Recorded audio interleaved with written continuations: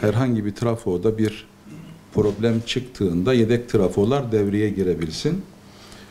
Bu yedek kapasite açısından da Gaziantep'teki ana trafolarımızın herhangi bir kapasite yetersizliği söz konusu değil. Herhangi bir arıza olması durumunda yedek trafolarda yedekte bekliyor. Dolayısıyla şunu iletmek istiyorum. İletim açısından Antep'imizin kapasitesi hem hat olarak hem trafo kapasitesi olarak oldukça yeterli. Herhangi bir kapasite sorunu iletim şebekemizde söz konusu değil. Bütün buna rağmen daha kaliteli, daha konforlu bir iletim yapısına dönüştürmek için iletimde 3 tane trafo merkezini de ihale ettik Gaziantep'te. TİAŞ'ın yani kamu şirketi olan TİAŞ'ın toplamda 21 tane Antep'te projesi var ve 326 milyon TL'lik bir proje büyüklüğü var. Bu 3 tane daha ana trafo merkezi ihalesi yaptık ve yapımı devam ediyor. Nereler bunlar? Biliyorsunuz Büyükşehir Belediye'mizin yeni bir yerleşim alanı, Kuzeyşehir diye nitelendirdiğimiz bölgede yerleşim alanı yapımı söz konusu. Yaklaşık 50.000 konutluk bir yerleşim alanı olacak. Belki daha da büyüyecek. Şu anda 3.000'e yakın bir konutun orada ikamet etmeye başladığını biliyoruz. Biz oraya Kuzeyşehir Trafo Merkezi diye bir trafo merkezi ihalesini yaptık. Şu anda yapımı devam ediyor. Ben oradaki yatırımları da takip ediyorum. Tabii sanayi yatırımlarını, özellikle fıstıkçılar olsun veya diğer yatırımcılar. Trafo onların tesislerinin yapımından çok daha önce hazır olmuş olacak. Onu da söyleyeyim. Üçüncüsü, yine ihale ettiğimiz ana trafo merkezlerinden üçüncüsü, bildiğiniz bu Kemal Köker Caddesi üzerinde eski TEDAŞ'ın da müşteriler müdürlüğü olan bölgeye yakın bir noktada gaz izoleli sistem dediğimiz yeni teknoloji bir Gaziantep GİS trafo merkezi diye isimlendirdiğimiz yeni bir trafo merkezi. Onun da ihalesini yaptık. O normal şartlarda biraz daha teknolojik bir yatırım olduğu için 2022'de devreye girecek gibi gözüküyor. Hazırlıklarını yaptığımız trafo merkezi de Polateli Trafo Merkezi.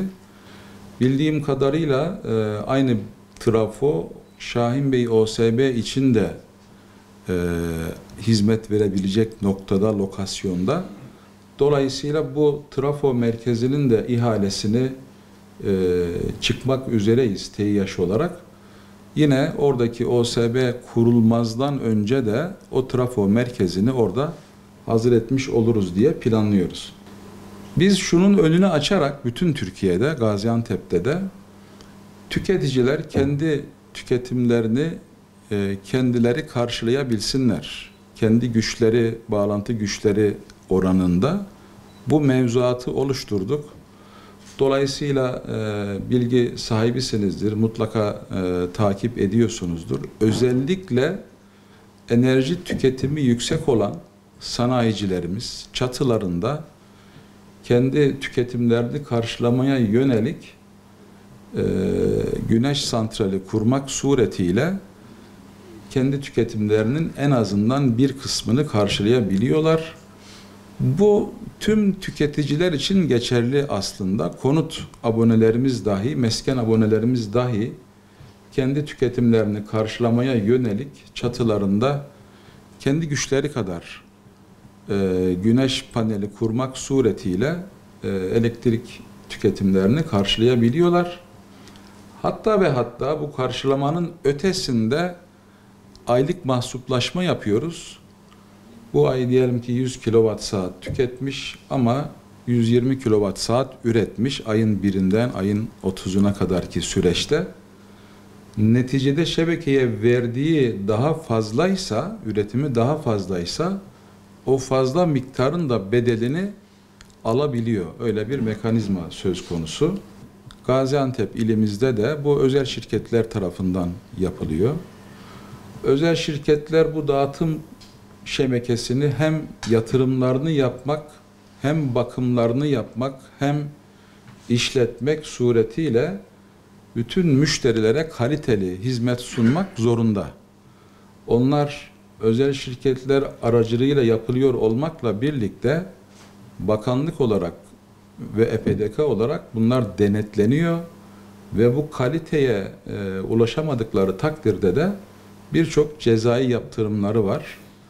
Her yıl bütün dağıtım şirketlerine bir yıl içerisinde ne kadar sayıda ve ne kadar sürede kesintiye müsaade edilebileceğine dair limitler bildiriliyor kendilerine, ilan ediliyor ve bu limitler aşıldığı takdirde mutlaka ilgili yılın sonunda cezai yaptırıma maruz kalıyorlar.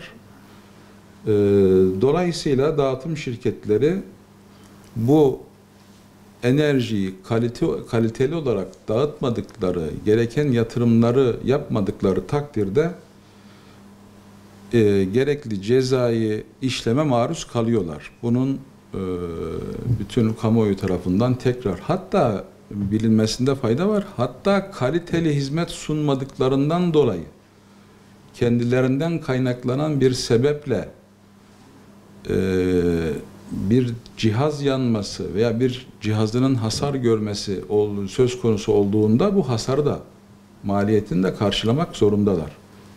Biraz önce de bahsettik. Bütün dağıtım şirketleri şebekeye aynı zamanda bakım yapmak zorundalar. EPDK tarafından belirtilen miktarlarda yatırımlarını yapmak zorundalar. Bu yatırımları yaparken veya şebekede bakım yaparken işin doğası gereği o bakım yapılan yerde bir süre elektrik kesilmesi gerekebiliyor.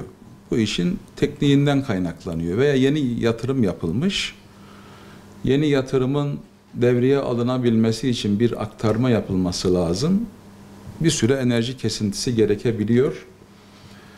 Bu planlı kesinti olarak nitelendiriliyor ve en az 48 saat öncesinden de kamuoyuna duyurulması gerekiyor. İnsanlar da ona göre bilsin ve gereken tedbirleri alsın.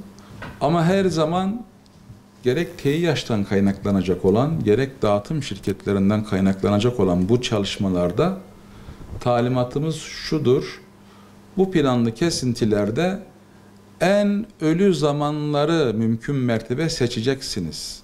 En az müşterinin etkilendiği zamanları bulacaksınız. Yani elektriğin çok kullanıldığı saatler var, az kullanıldığı saatler var. Siz en az kullanıldığı saatleri mümkün mertebe seçeceksiniz. Ve yine mümkün olduğu minimum sürelerde bunları yapmaya çalışacaksınız. Bütün ülkede olduğu gibi Gaziantep'te de bunları dağıtım şirketlerimize ve iletim şirketimize her zaman bir talimat olarak veriyoruz ki elektriği kullananlar zorunlu olarak yapılacak bu kesintilerden dahi minimum etkilensin. Tabii şimdi içerisinde yaşadığımız 2020 yılında bir başka durum söz konusu oldu. Tüm ülke genelinde, Gaziantep'e mahsus değil bu. Özellikle pandeminin yoğun olarak yaşandığı Mart, Nisan, Mayıs, Haziran aylarında vatandaşlarımız büyük oranda evlerinde geçirmek zorunda kaldı vakitlerinin büyük çoğunluğunu. Dolayısıyla biz ülke genelinde çok acil olmadıkça, yapılmadığı zaman çok daha büyük sorun çıkartmayacaksa bütün planlı kesintileri ikinci bir talimata kadar durdurduk. Yapmayın dedik. Karkamış ilçemiz hariç Antep'te doğalgaz götürülmeyen hiçbir ilçemiz kalmadı. 2021 yılı içerisinde de inşallah Karkamış ilçemiz de doğalgazla kavuşacak.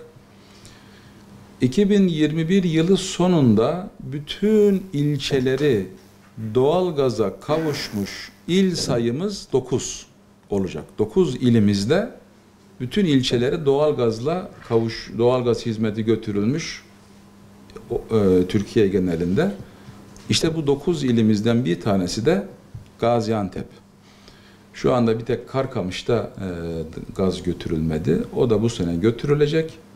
Dolayısıyla bu 9 ilin içerisine Antep'te girmiş olacak 2021 yılı sonu itibarıyla.